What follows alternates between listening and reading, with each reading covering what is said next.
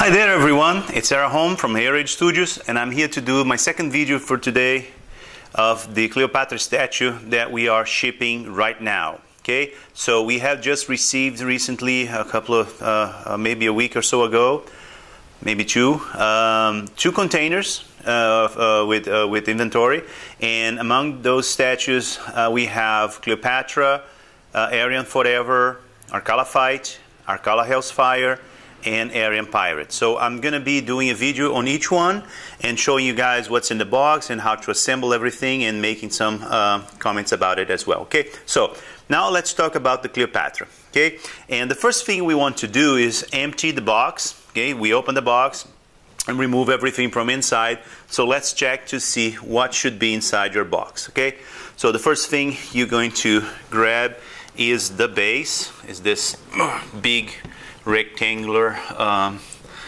thing here that it's kind of heavy. Okay, so the back, the bottom, and the front, okay, of the base. You then find a stable base to place your base on. Okay, so the base is the first thing you want to remove from your package. The second thing you want to get is the Sphinx. Okay, right. So the Sphinx. I gotta take a minute to say about the Sphinx, and I think the Sphinx looks pretty good. I'm really happy with how it came out. I did the sculpting. Actually, I did the whole thing, the whole statue. I sculpted myself, but I'm particularly happy with the Sphinx. I did a lot of research, looked around, and saw several different types of Sphinx. And when I found one that really pleased me, I tried to copy the best of my ability, and I'm pretty happy with it. Not only the sculpting, but also the paint job. The factory did an excellent job reproducing my paint job on the Sphinx. I wanted that kind of a look for of a bronze, old bronze metal looking for the statue, for the Sphinx, and I'm amazed how the factory was able to do reproduce the paint job exactly how I did on the master. So I'm really happy with the quality of the paint job on the Sphinx. Okay, so the other thing you're going to find in your box, and you should remove next, would be the body. Okay, so this is a huge piece because it's a 1/3 scale. The body comes almost completely assembled already, so both legs already in place, and it's very heavy. Okay, so when you're handling the body, keep that in mind, that the body is solid, resin, and heavy. Okay? Oh, right there. Then you will find both arms. Okay? Right side, left side. You will find the head. This is the head that you will find with your box. Now, for you guys who bought the statue of Cleopatra through Heritage Studios website or directly with us through our customer service, it doesn't matter, either way, you will also receive a second head that I'm going to show you in a minute more. It's right here by my side. You will get that second head as well for free, but the second head does not come in the box. Okay, the second head will be shipped later. It's being produced right now, and when we receive the next production from the factory, the next containers that arrive a couple of months from now, a few months from now, it's going to take some time. But once that next production arrives, we then will have the second head for Cleopatra, and we will be shipping them out on a separate box. Okay? The only thing that it's not free, I just want to make sure that there's no misunderstanding, is the shipping. Okay? We will have to charge for the shipping on for the little head. So it's a small box. Basically it's not going to cost much. But so the second head will also be included for those who bought the statue with us. And then you will find the Egyptian collar. Okay, that goes on her neck, on her chest here. And then finally you will find the skirt, the back part and the front part, right? They are both golden inside and white on the outside, front and back. And finally, the top that you will find in your box with this golden ribbon here, or string, or whatever you want to call it. Okay, so you should also have this in the box. Okay, so once you check all the contents and you find all these parts in your box, then there's nothing missing and you're good to go. Okay, so now let's start assembling the statue of Cleopatra. Okay, the first thing you want to do is place the base on the table and have the AOH logo, which is right here on top of the base in the back side. Place the base, the logo to the back. Okay, so I'm behind the base, so the logo should be closer to me, right on this side. And then you will get this Sphinx, and we'll place the Sphinx right there inside the rectangle. Try not to put the Sphinx paw on top of the edge. It fits right inside. Okay, so that's how you should have the Sphinx there. If the logo is in the back, the Sphinx should face to the right, okay, to my right here. So it should be looking this way with this logo in the back, right? So now the next step is the body. And for this, I need to get up. Excuse me. Yeah, I need to get up because the body has a peg right here on the butt, on her butt. Has a peg with a metal pin, and on top of the Sphinx you'll see a hole with also another hole, a hole for the peg and another hole for the metal pin. Okay, so you will just insert this in there. Now, one thing that needs to be said, let me move this around here, is that this foot will be right here on this edge, on the outside of the base, and this foot will be in here almost touching the Sphinx. So the foot should not touch the base, and the other foot should not touch the Sphinx. They should almost be very, very close to be touching, but there should be a tiny small space between everything so you don't rub paint against paint. Okay, so now let me go in front here, because I gotta do this from the front side. Okay, so yeah, so here we are. Again, you're gonna place. Oh, I gotta move this arm out of the way. Let's put it back here. Okay, so yeah, sorry about that. We're gonna get this peg inside that hole over there.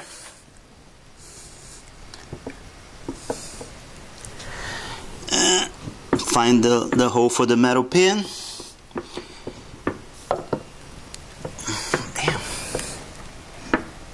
Okay, got it. Okay, and once you find the hole, you're going to adjust. Yeah, now it's okay. Now we went in. Okay, so once you feel that, because the statue is very heavy, so I was very trying to be careful there. So once the body slides inside the hole there, then she's going to be very stable. Okay, that you can just let go. She's not going anywhere anymore. Okay, now and then you see that her foot here, the left foot, almost touching the body of the Sphinx, and the other foot here should be here as well on the edge of the base right here. So her ankle will almost touch here. Okay, so that's the position that you want to have the body placed on, right? Okay, so then let me stay. I'm going to stay here for some more time, a little longer. So now you want to place the front of the skirt inside her legs. Okay, so it's kind of tricky here. You got to go very slowly here, fitting this and then turning a little bit and then gently pushing it there and finding the right position until you feel like the belt wraps around her waist. You see there? Okay, so once you start pushing it in, and when it stops going in, you push the skirt inside here, push it towards the body, and once it doesn't go anymore, it's because you reach the correct position. Okay, so the belt will go around her waist. The white part will basically touch between the two legs. The two legs are very close together, and then the skirt will fit right in. Once you push it in and it stops going in, that's where it should be. Okay, that's how it's going to look like. Now, the second part you want, no, the second part of the skirt, you put it from the back. It's easier if you just come here. There are 2 holes, one on each side. So the belt, as you can see, the belt has a hole in here and a hole in here. And here you have a peg and then another peg on the other side. Basically, the same way we did for Arian Forever, if you watch the video. And what you're going to do is place the skirt right like this, and then put the peg through the hole on this side here first, and then this side here goes as well. It's very tight, so you gotta be a little patient to find the position there. And once you got the position, it's going to snap in like that. That's it, right? I put both pegs inside both holes, and the skirt stays in place, okay? I can't turn it because she's really heavy, and this table actually doesn't slide, but whatever. Yeah, you will see that there's no difficult at all to get that done. Okay, good. Now that we have the skirt on and she's on the base, okay, and you are happy with the position where she is, you can actually move her a little bit to the sides, depending on the space you have for the front. So you find the right position, and you will then now place her collar, right? So let's just put it over her shoulders just like this, and it's going to come into place. There's no magnets in there, but it doesn't need magnets because it's the collar will just stay there. Very nice and very easy. Okay. Now, oh, actually, sorry, my mistake. You see, getting ahead of myself here. Before you put this on, you have to put this on. Okay. So if you want to display her with the top on, then you have to put the top before the collar. Okay, so here's how you do it. There is the string here, the ribbon, and you're going to place the other part inside the other hole on the other side here. Okay, and pull it. So, and then you're gonna have, oops, like this, right? You have both sides of the string, the ribbon, going through the 2 holes, and then you're going to pull the middle down like this, almost all the way down like that, and hold both here, hold both sides so the string won't come off, and gently you're going to go over her shoulders like this, and then place the top on her breasts. There are magnets in there, so the top will stay in place regardless if you tied the ribbon or not. Okay, so you don't actually need the ribbon. The ribbon is just for decoration. So once you place that on her breast, you just pull the 2 edges of the string like this, pull it really, tight around her body, and then go back to the back here and tie a knot on the ribbon. Okay, just it doesn't need to be a tight knot, just a quick knot here, and the ribbon will look like she's wearing a bikini or something. Okay, right there. Good. Okay, so that's done. It's pretty simple. I don't think nobody will have a problem putting the strings on. And then you go for the collar, right? Now that the top is on. Then just put the collar there, and it's in place, right? Okay, the next thing you're going to do is the head, right? The head. Okay. Let me go in front here again. The head has a metal pin and a peg, right? So there is a little hole there for the metal pin and the peg. So you just go there, find the right position, right the angle, and let it slide inside. And once you put a little bit of pressure down and it doesn't go down anymore, then that's it. The head is in place. Okay. Now my camera is cutting a little bit of the top of her head, but you definitely can see that it was no difficult to put the head on anyway. It just slide in very easily. Okay. And finally, you're going to get the arms, and you're going to place the arms on her. The first arm that we're going to put in is the left arm, which has the pointy fingers. The pointy fingers should basically touch the hair, right?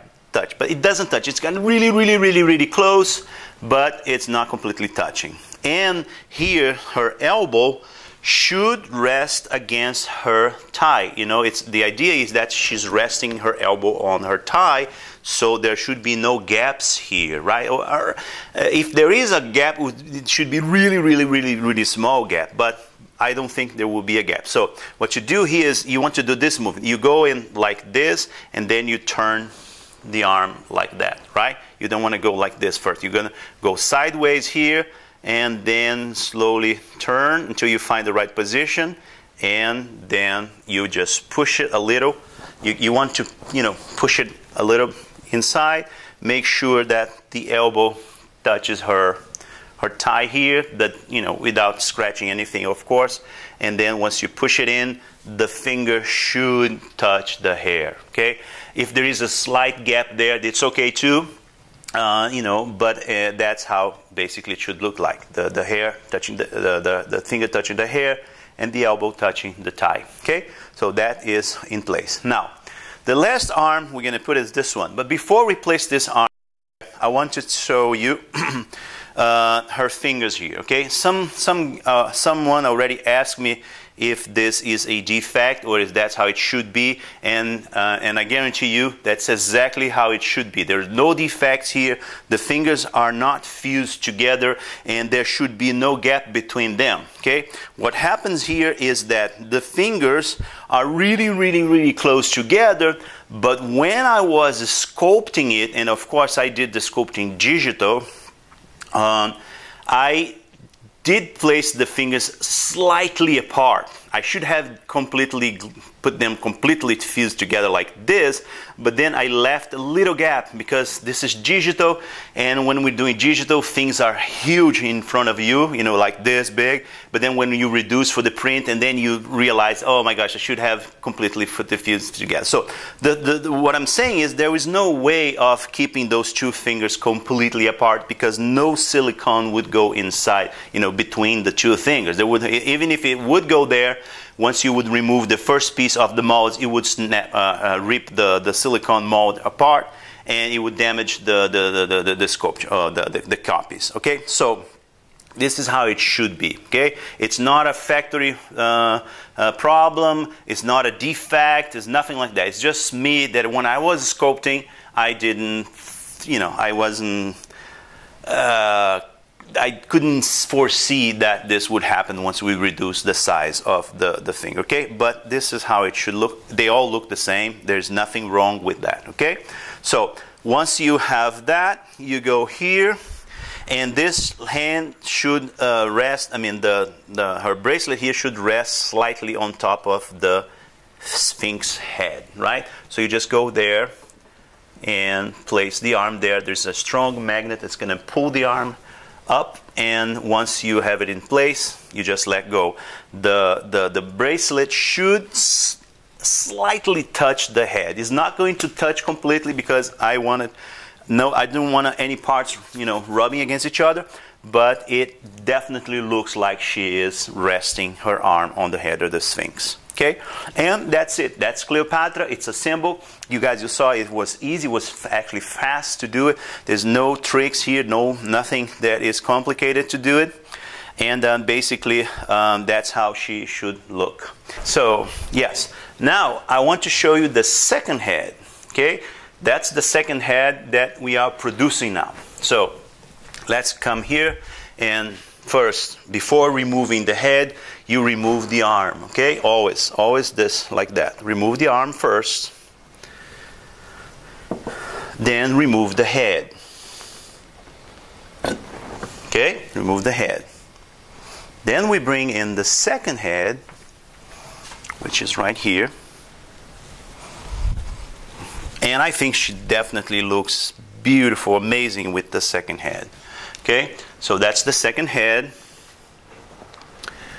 Of course, this is still the prototyping. Once you get the head, she is going to be already assembled with the crown and everything, right? So you see the crown? So yes, once you get the second head, the crown will probably or either have a magnet to hold it in place or be already attached, depending on the packing. I don't know how the factory will do, okay?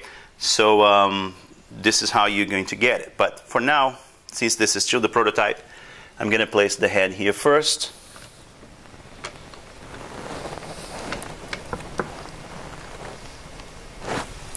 And then I'm going to place the feathers of the bird, because she has a bird on her crown, like this. And then I place the crown all together. Damn, she looks beautiful. Okay, so can you guys see there? Okay, so this is the second head, and I'm going to take pictures actually, okay? So I'm going to take a bunch of pictures right now, I mean, after I'm done with this video, and then you will be able to see the head and how she looks like with the second head on. Oh, let me put the arm back.